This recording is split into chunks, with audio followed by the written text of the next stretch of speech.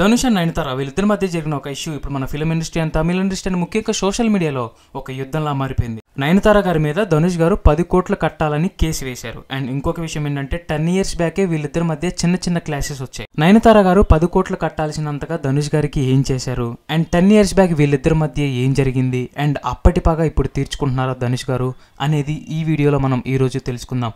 అంతకన్నా ముందు మన ఈ ఛానల్లో real incidents and current topics మీద వీడియోస్ అయితే చేయడం జరుగుతుంది. మన ఛానల్ని సబ్స్క్రైబ్ చేసుకొని బెల్ నోటిఫికేషన్ ఆన్ చేసుకోండి. 10 years బ్యాక్ నేను రౌడీని అనే మూవీలో మన విజయ్ సేతుపతి గారు అండ్ నయనతార గారు యాక్ట్ చేయడం జరిగింది. ఈ మూవీ తమిళ్లో నుంచి తెలుగులోకి డబ్ చేయడం జరిగింది అనమాట. అయితే ఈ మూవీకి మన ధనుష్ గారు ప్రొడ్యూస్ చేశారనమాట. ఇక్కడ మీకు ఒక పాయింట్ చెప్పాలి ఏంటనంటే మనం ఆర్టిస్ట్గా ఉన్నప్పుడు ప్రొడ్యూసర్ గురించి ఆలోచించమన్నమాట. అంటే బడ్జెట్ విషయంలో అయినా ఏదైనా అది కావాలి ఇది కావాలని అడుగుతూ ఉంటాం. అయితే మనం ఎప్పుడైతే ప్రొడ్యూసర్ అవుతామో అప్పుడే మనకి ప్రొడ్యూసర్ వాల్యూ తెలుస్తుంది. ఇప్పుడు ధనుష్ గారికి ఇదే జరిగిందనమాట. ఏంటనంటే షూటింగ్ అప్పుడు నయనతార గారు వేరే నార్మల్ సెట్స్లో ఎలా అయితే ఉంటారో ఇక్కడ ధనుష్ గారి ప్రొడక్షన్లో కూడా అలాగే ఉండేవాళ్ళు అనమాట. ఫుడ్ విషయంలో అయినా వాళ్ళ అసిస్టెంట్ విషయంలో అయినా బేటా విషయంలో అయినా ఎలాగైనా తగ్గేవాళ్ళు కాదనమాట. అయితే ఈ విషయం పర్టికులర్గా ధనుష్ గారికి నచ్చలేదన్నమాట. ఇదే కాదు నయనతార గారి విషయంలో ఇంకొక పాయింట్ ఉందన్నమాట. ఏంటనంటే షూట్లో రెడీ అవడానికి నయనతార గారు 2 క్యారవాన్స్ యూజ్ చేసేవాళ్ళు అనమాట. ఒకటేమో మేకప్కి ఇంకొకటేమో రెడీ అవడానికి. ఇక్కడ ఏం జరిగిందంటే నయనతార గారు 2 క్యారవాన్స్ యూజ్ చేసేవాళ్ళు కదా. అయితే ఇప్పుడు ఈ నయనతార గారికి పర్సనల్ అసిస్టెంట్స్ కానీ పర్సనల్గా మేకప్ వేసేవాళ్ళు కానీ ఎవరైతే పర్సనల్ స్టాఫ్ ఉంటారో వాళ్ళు కూడా నయనతార గారు షూట్లో ఉన్నప్పుడు సెట్లో ఉన్నప్పుడు వీళ్ళు ఏం చేసేవాళ్ళంటే వీళ్ళు ఈ 2 క్యారవాన్స్ ఏవైతే ఉన్నాయో అందులో కొంతమంది ఇందులో కొంతమంది ఉండేవాళ్ళు అనమాట.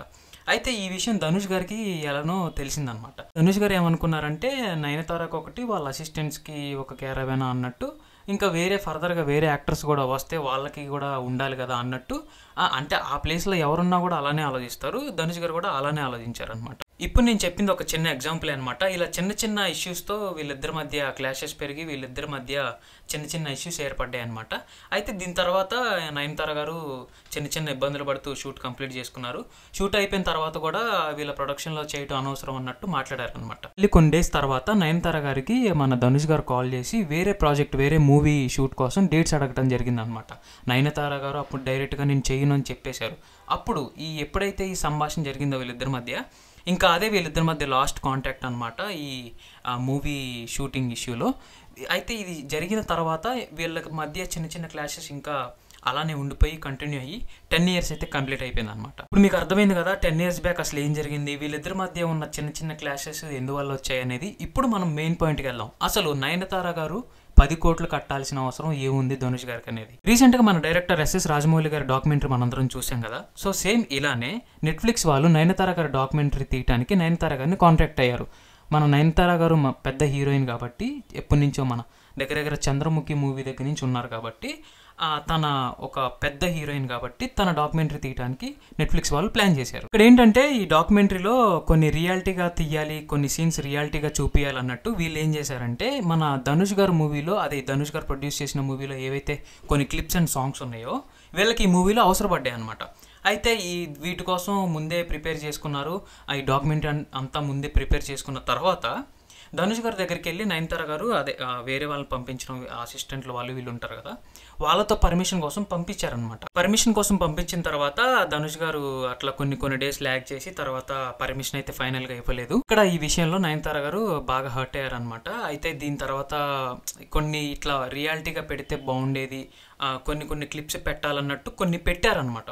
పెట్టిన తర్వాత ఏమైందంటే మళ్ళీ ఎందుకు ఆల్రెడీ క్లాషెస్ ఉన్నాయి కదా మళ్ళీ మన మీద కేసు అవుతుంది, మళ్ళీ సినిమా మొత్తానికి ప్రాబ్లం వస్తుంది అన్నట్టు తర్వాత కొన్ని తీసేశారనమాట.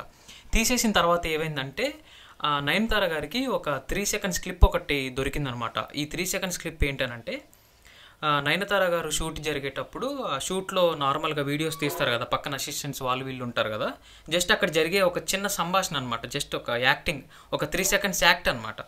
అయితే ఇక్కడ ఏం జరిగిందంటే ఈ 3 seconds వీడియో బాగుంది అన్నట్టు రియాలిటీగా ఉంటుంది అన్నట్టు ఈ వీడియో ఏదైతే ఉందో 3 seconds వీడియో ఈ వీడియో నెట్ఫ్లిక్స్ వాళ్ళకి పంపించారనమాట నయనతార గారు. అయితే నెట్ఫ్లిక్స్ వాళ్ళు ఈ వీడియో చూసి ఇది చాలా బాగుంది, రియాలిటీగా ఉంది, దీన్ని కూడా మనం వాడుకుందాం అని చెప్పి వాడేసుకున్నారు. దాని తర్వాత ఇది ధనుష్ గారికి ఎలా అయితే తెలిసింది 3 seconds వీడియో ఏదైతే ఉందో ఈ 3 seconds వీడియోలో బ్యాక్గ్రౌండ్లో ధనుష్ గారు ప్రొడ్యూస్ చేసిన మూవీలో సాంగ్ ఏదైతే ఉందో అది ప్లే అవుతుంది అనమాట. అయితే దీనికోసం 10 కోట్లు అక్షరాల 10 కోట్లు కాపీరైట్ దావా కేసు వేసారనమాట. ఇలా 10 కోట్ల కాపీరైట్ దావా వేసిన తర్వాత నయనతార గారికి ఏం చేయాలో అర్థం కాలేదు. చాలాసేపు ఆలోచించారు. ఏం చేయాలో అర్థం కాక, ఏమనాలో అర్థం కాక సోషల్ మీడియా ప్లాట్ఫామ్కి వచ్చారనమాట. సోషల్ మీడియా ప్లాట్ఫామ్లో ఒక 3 పేజెస్ లెటర్ రాస్తూ నువ్వు అట్లా ఇట్లా అని చెప్పి చాలా వరకు మాటలు అన్న తర్వాత, మేము ఇన్నిసార్లు వచ్చినా కూడా నువ్వు పర్మిషన్ ఇవ్వలేదు, ఇన్నిసార్లు మా అసిస్టెంట్ని పంపించినా కూడా లెక్క చేయలేదు, మొహం మీద డోర్ వేసేసేవాడిని, చాలా వరకు 3 పేజెస్ లెటర్ ఏదైతే ఉందో అందులో చాలా వరకు ధనుష్ గారిని తిట్టడం అయితే జరిగిందనమాట. అయితే ఇక్కడ ఏంటంటే ధనుష్ గారి పేరు మెన్షన్ చేయకుండా సోషల్ మీడియాలో చాలా ఈ లెటర్స్లో చాలా మాటలు అంటం జరిగిందనమాట. ధనుష్ గారు నయనతార గారి మీద వేసిన 10 కోట్ల కాపీరైట్ దావా ఎంతవరకు కరెక్ట్, అండ్ సోషల్ మీడియాలో Instagram and further social media యాప్స్లో నయనతార గారు ధనుష్ గారి మీద రియాక్ట్ అయిన విధానం ఎంతవరకు కరెక్ట్ అని మీరు అనుకుంటున్నారు? కామెంట్లో తప్పకుండా చెప్పండి. అండ్ ఇప్పటి వరకు మన ఛానల్ని సబ్స్క్రైబ్ చేసుకోకపోతే సబ్స్క్రైబ్ చేసుకోండి. ఇలాంటి మరిన్ని వీడియోస్ కోసం మన ఛానల్కి సపోర్ట్ చేయండి. Thank you.